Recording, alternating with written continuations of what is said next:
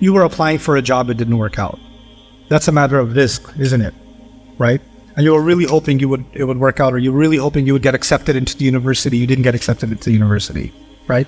Those are the kinds of tests where, yeah, you could feel depressed, you could feel sad, but you can't live in that sadness.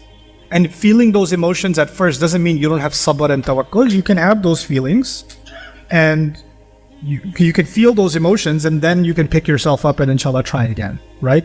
So you can have a dip, you can have a low and a high. That's being human, right? Allah didn't create us angels. But a lot of times these kinds of questions also have to do with, oh, I had an engagement and it broke off.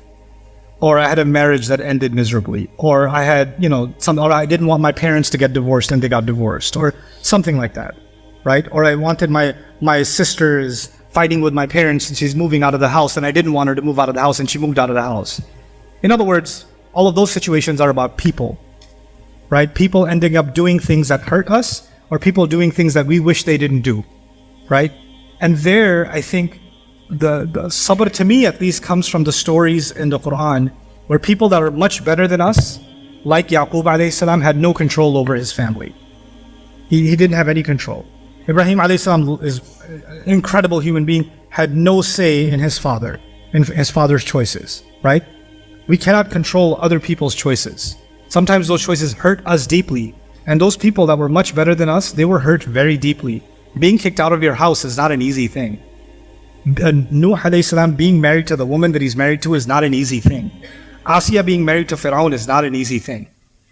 Musa alayhi salam running away from home is not an easy thing. These people were really traumatized by many terrible experiences, right?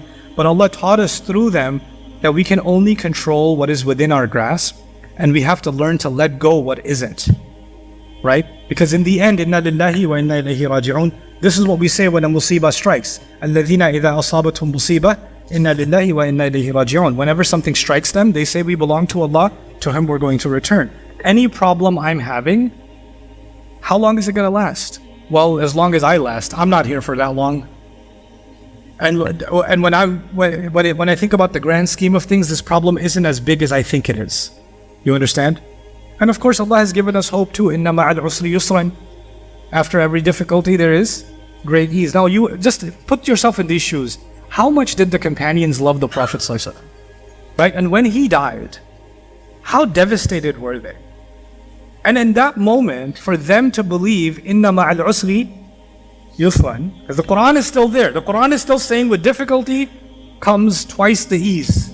That's what the Quran is saying. And they were devastated, they were in tears, they were broken, but their faith allowed them to heal from that and move forward, right? And Allah created so much ease for the ummah afterwards, right? So that's just this life. It's just going to come with trials and difficulties. Allah has made us mentally prepared that life isn't going to be easy.